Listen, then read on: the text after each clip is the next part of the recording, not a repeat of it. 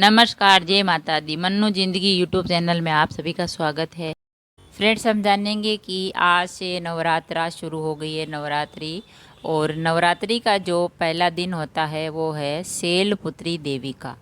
तो इस पहले दिन की नवरात्रि में माता शैलपुत्री की पूजा की जाती है और उनकी आराधना की जाती है, व्रत किया जाता है।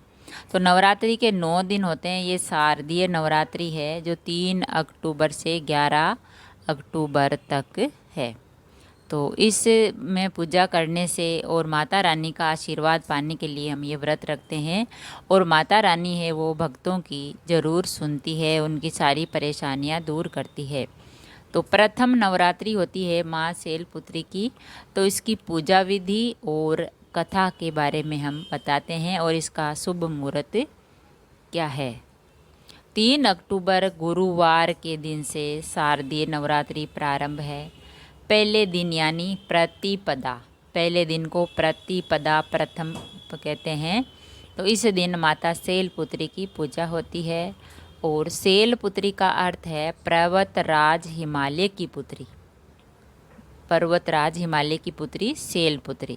तो ये माता का प्रथम अवतार था जो सती के रूप में हुआ। माता की पूजा विधि और पूजन का शुभ मुहूर्त और कथा के बारे में हम आपको बताते हैं।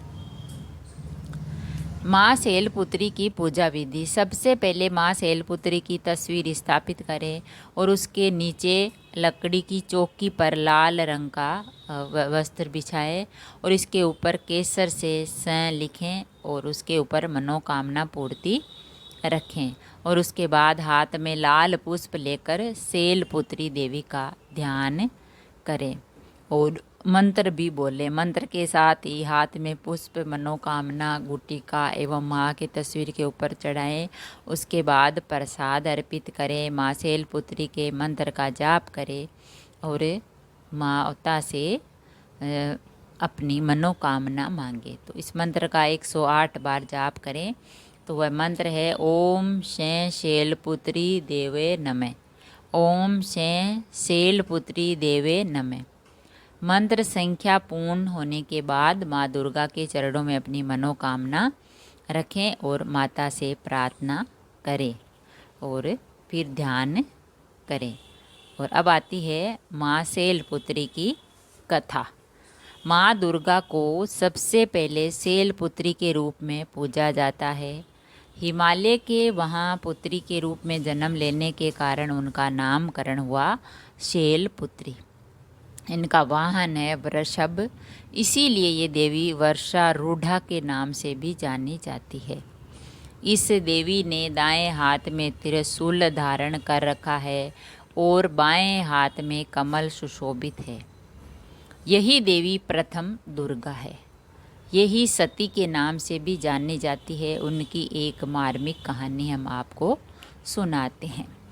एक बार जब प्रजापति ने यज्ञ किया तो इसमें सारे देवताओं को नियंत्रित किया, भगवान शंकर को नहीं। यानी सभी देवताओं को बुलाया उन्होंने, प्रजापति ने, राजा ने, और भगवान शंकर को नहीं बुलाया। सती यज्ञ में जाने के लिए विकल हो उठी क्योंकि उसके पिता थे जो यज्ञ करवा रहे थे। वो तो जानने की बहुत इच्छुक थी कि मैं आज मेरे घर में कुछ अच्छा कार्य है। शंकर जी ने कहा सारे देवताओं को निमंत्रित किया गया है, उन्हें नहीं। तो शंकर भगवान ने कहा सती से कि सभी देवी देवताओं को निमंत्रित किया गया है वहाँ आने के लिए, लेकिन मुझे नहीं। तो ऐसे में वहाँ जाना उचित नहीं है। सती का प्रबल आग्रह देखकर शंकर जी ने उन्हें यज्ञ में जाने की अनुमति दे दी कि मैं तो नहीं जा सकता, लेकिन आप जाओ। तो सती को जानने के लिए कह दिया।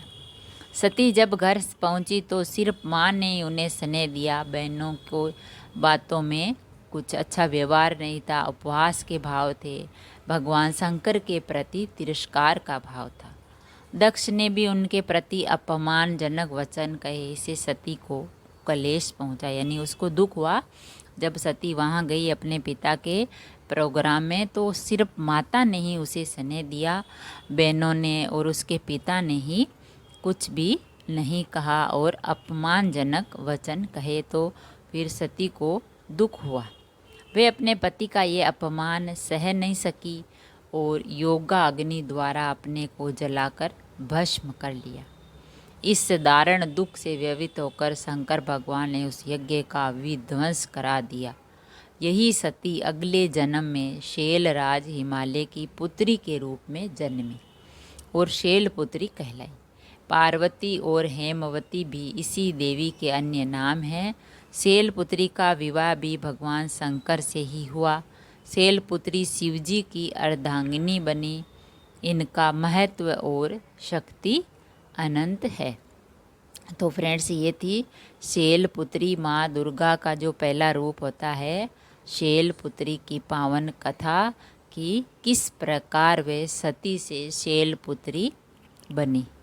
तो कहानी है ये माता रानी की, शैलपुत्री की, और पूजा विधि और इनका जो ये महत्व मुहूर्त क्या है वो हमने बताया। तो शारदीय नवरात्रि की प्रथम देवी शैलपुत्री की पूजा विधि, कथा और शुभ मुहूर्त हमने जाना।